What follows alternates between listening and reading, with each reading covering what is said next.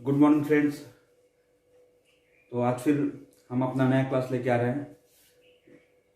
आज हम पढ़ेंगे लाइंस एंड एंगल्स। और लाइंस एंड एंगल्स क्या है, इससे रिलेटेड जो टर्मिनोलॉजी है, इंट्रोडक्शन है, उन सब बातों का जिक्र होगा।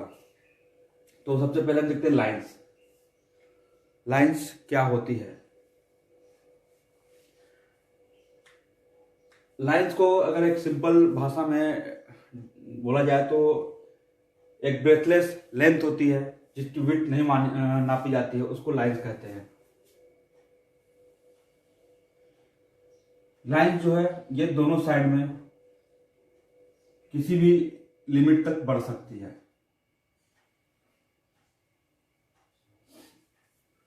ये हो गया हमारा लाइन। अब इससे रिलेटेड कुछ चीजें और हैं जो हम देखेंगे। Line segment.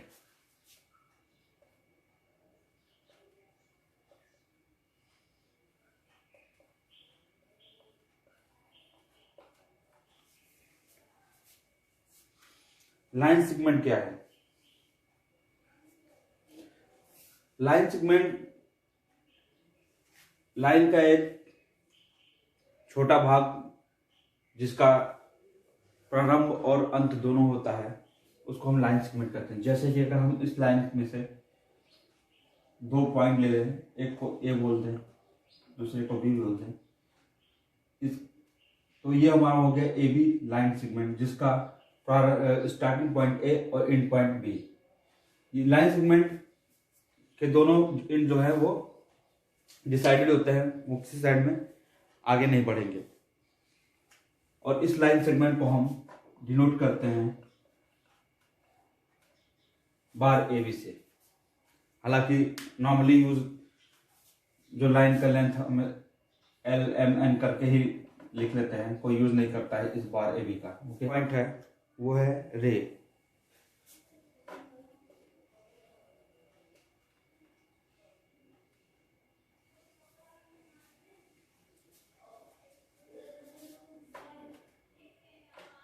लाइन में क्या है, दोनों साइड एयर होता है। रे में रे का डिफिनेशन ये है कि जिस लाइन का वो भाग जिसका एक एंड तो निश्चित होता है पर दूसरा निश्चित नहीं होता है।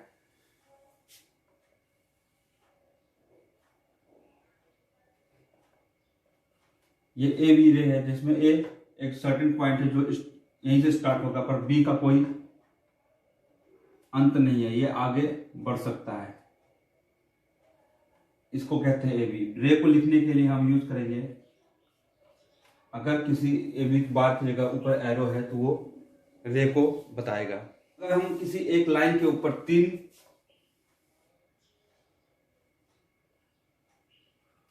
पॉइंट को लेते हैं तो ये कोलिनर पॉइंट कहलाएंगे।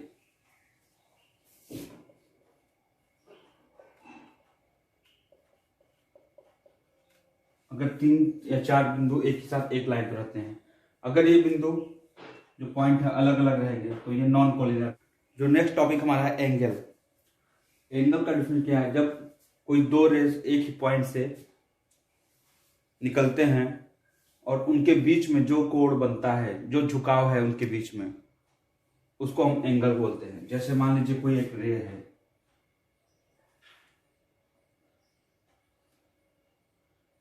रे में हमने बताया था पहले कि एक पॉइंट सर्टेन होता है और दूसरा पॉइंट जो रे का ये, दूसरा रे ये,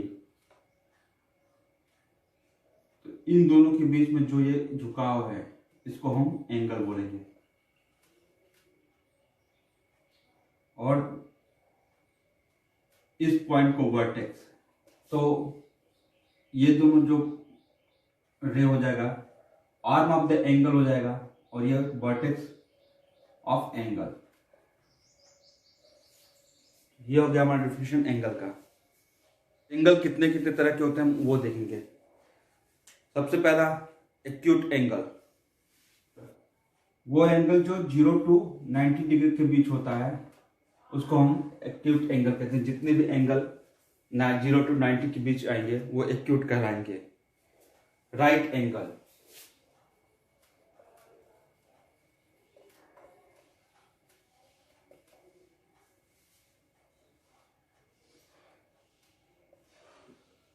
जिस एंगल का एग्जैक्टली 90 डिग्री होता है, जो एंगल एग्जैक्ट 90 डिग्री पे होता है वो राइट एंगल कहलाते हैं। नेक्स्ट है ऑब्ट्यूस एंगल।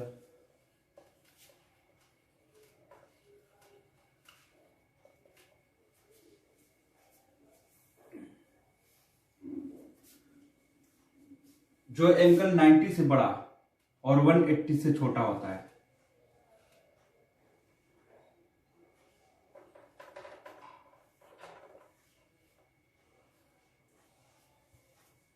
नाइन्टी से बड़े और 180 से छोटे एंगल को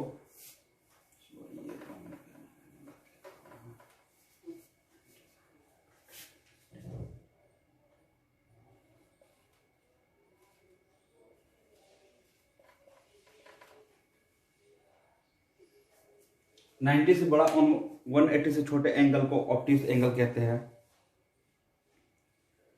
स्ट्रेट एंगल,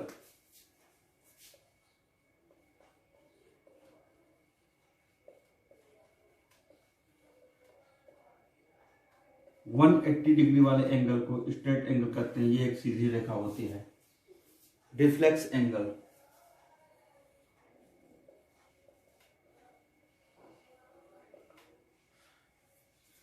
वो एंगल जो 180 से बड़ा एंड 360 से छोटा हो उसको रिफ्लेक्स एंगल कहते हैं। तो इस तरह से हम देखते हैं acute, right, obtuse and straight and reflex. Acute angle जो 0 to 90 डिग्री होता है उसको एक्यूट एंगल कहते हैं। Right angle 90 degree, exact 90 degree वाले एंगल को राइट एंगल कहते हैं। ऑब्ट्यूस एंगल 90 डिग्री से बड़ा और 180 से छोटे एंगल को ऑब्ट्यूस एंगल कहते हैं। स्ट्रेट एंगल वो एंगल जिसका एग्जैक्टली 180 डिग्री होता है, स्ट्रेट लाइन, उसको स्ट्रेट एंगल बोलते हैं। रिफ्लेक्स एंगल 180 से बड़ा और 360 से छोटा जो एंगल है उसको रिफ्लेक्ट एंगल कहते हैं। इस हिसाब से हम देखेंगे तो अगर हम एक कोऑर्डिनेट लेते हैं, जितने भी एक्यूट एंगल होते हैं ये इनके बीच आएंगे। ये हमारा हो जाएगा राइट एंगल। फिर उसके बाद ऑब्ट्यूस एंगल इधर आएगा। ये हमारा हो गया स्ट्रेट एंगल इधर का। और इसके नीचे जितने भी आएंगे वो रिफ्लेक्स एंगल कहलाएंगे। नेक्स्ट जो हमारा टॉपिक है वो एडजेसेंट एंगल। तो एडजेसेंट एंगल क्या है? Two angle are adjacent if they have a common vertex and their common arm and non-common arm in different side is called adjacent angle। तो adjacent angle को देखिए क्या क्या है ये।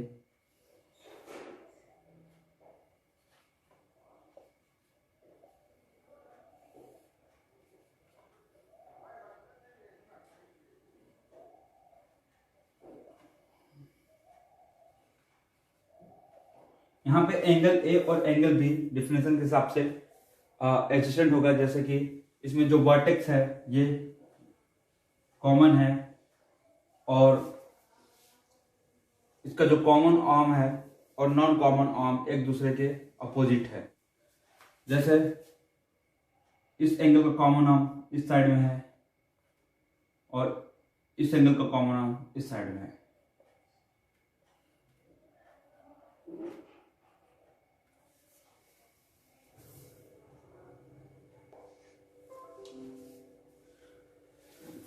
लीनियर पेयर ऑफ एंगल, अगर एडजेसेंट एंगल में जो नॉन कॉमन आर्म है वो स्ट्रेट लाइन अगर बनाता है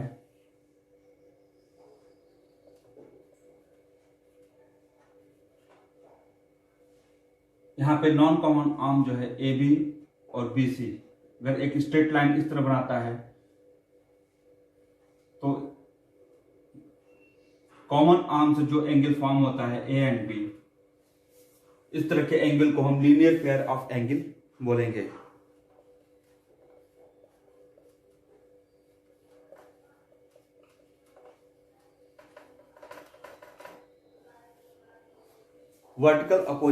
वर्टिकली अपोजिट एंगल, अगर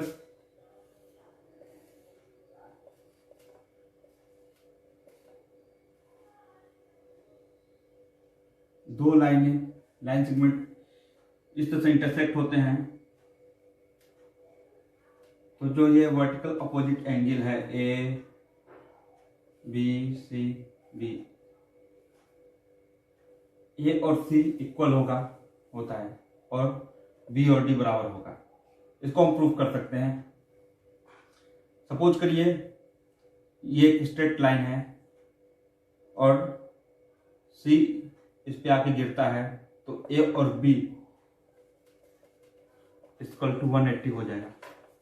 सेम सी और डी एक स्ट्रेट लाइन है और बी जो रेखा है वो आके इस पे गिरता है, तो बी प्लस सी ये भी 180 हो जाएगा। इसी तरह से डी ए और बी पे आके गिरता है, तो सी प्लस डी 180 हो जाएगा। और ए डी और सी स्ट्रेट लाइन पे आके गिरेगा, तो D plus A equal to 180 हो जाएगा। अब हमको प्रूव करना है ए इक्वल टू सी और डी इक्वल टू बी। तो इन दोनों को पहले हम लेंगे, 180 इक्वल है, तो A plus B equal to B plus C, यहाँ से बी कट जाएगा और ए इक्वल टू सी हो जाएगा। इसी तरह से डी और बी को भी इक्वल कर लेंगे। तो यहाँ पे जो वर्टिकल अपोजिट साइड एंगल होता है वो हमेशा एक दूसरे के इक्वल होता है, ए सी की इक्वल होगा, डी और बी की इक्वल होगा। हाँ, parallel and transversal. Parallel transversal किसको कहते हैं वो हम देखेंगे यहाँ पे। जब कोई भी लाइन किसी भी दो लाइनों को काटती है तो उसको ट्रांसवर्सल कहते हैं। A line which intersect two or more line at distinct point is called transversal. तो लेट अस सी, हम देखेंगे यहाँ पे, सपोज करिए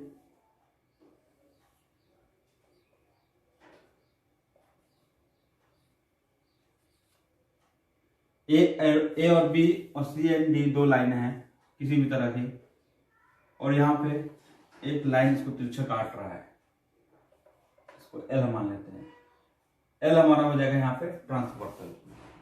अब इसको हम कर लेंगे यहाँ पे 1 A B C D E F G H, ये हमारे एंगल हैं जो लाइन को काटने की वजह से बन रहे हैं। तो इसमें हम देखेंगे एक्सटीरियर एंगल और इंटीरियर। जितने भी बाहर के साइड में एंगल बन रहे हैं वो सारे एक्सटीरियर हैं, और जितने भी अंदर साइड में एंगल बन रहे हैं वो सारे इंटीरियर हैं। और ट्रांसवर्सल में कुछ पॉइंट्स है उसको हम देखेंगे। पहला इसमें है करस्पॉन्डिंग एंगल्स।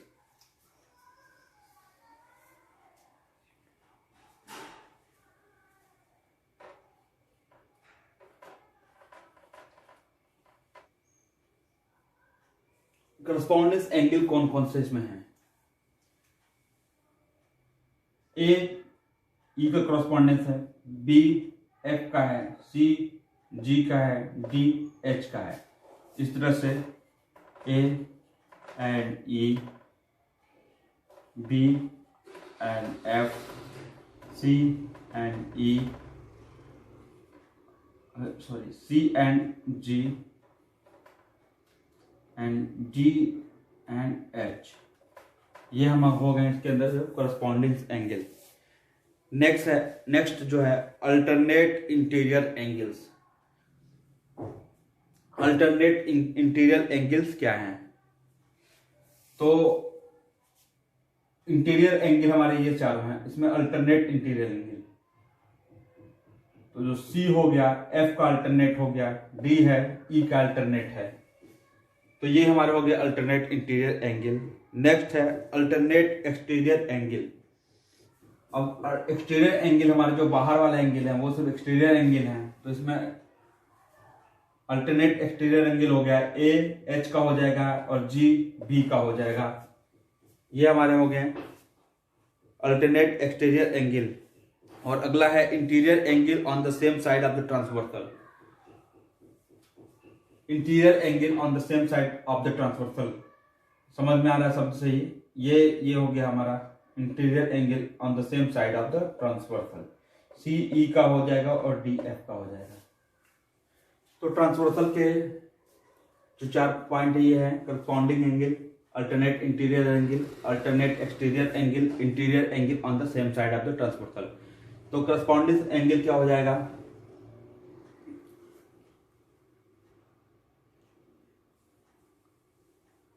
करस्पॉन्डिंग एंगल हो जाएगा 1, 5, 2, 6, 3, 7 और 4, 8, ये करस्पॉन्डिंग एंगल हो जाएंगे। अल्टरनेट इंटीरियर एंगल, जितने भी इंटीरियर एंगल है उसमें अल्टरनेट एंगल 3 और 6 अल्टरनेट इंटीरियर एंगल हो जाएगा। 4 और 5 अल्टरनेट इंटीरियर एंगल हो जाएगा। और उसके बाद है alternate exterior angle. Alternate exterior angle के अंदर आएगा 1 और 8, 2 और 7। फिर उसके बाद है interior angle on the same side of the transversal. 3 और 5 हो जाएगा interior angle on the same side of transversal and 4 और 6 भी हो जाएंगे। तो ये हमारे कुछ पॉइंट हैं इसके अंदर।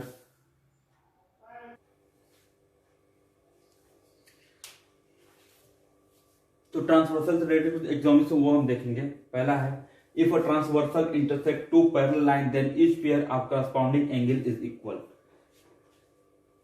अगर इसमें इसके हिसाब से बोला गया है कि ए और B, A B C D अगर दोनों पैरेलल लाइन हैं और कोई ट्रांसवर्सल एल इसको काटता है तो जितने भी करस्पॉन्डिंग एंगल है वो बराबर होंगे। मतलब कि 1 और 7 इक्वल होंगे, 1 और 5 इक्वल होंगे,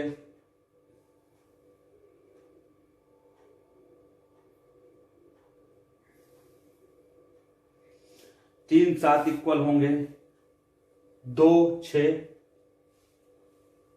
इक्वल होंगे और 4 और 8 भी इक्वल होंगे। जितने भी करस्पॉन्डिंग एंगल हैं वो इक्वल होंगे। मतलब ये।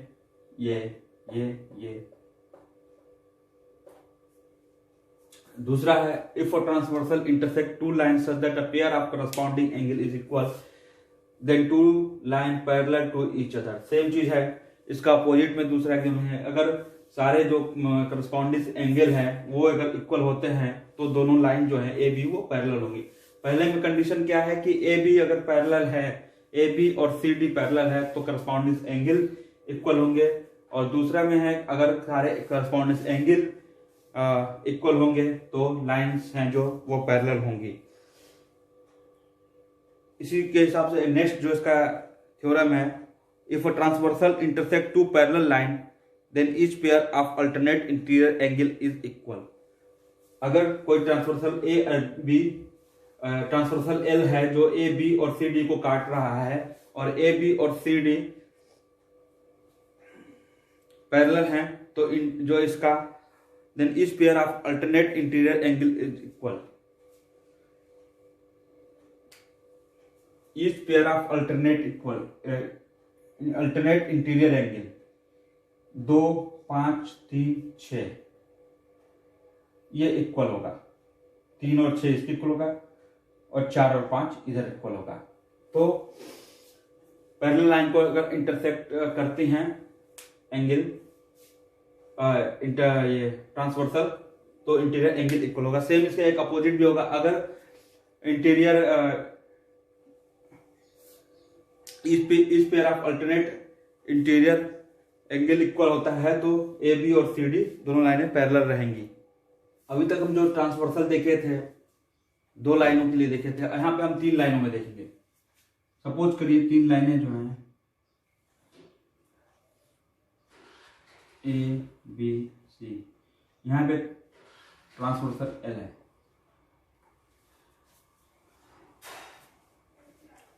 अब ए पैरेलल टू बी है और ए पैरेलल टू सी है,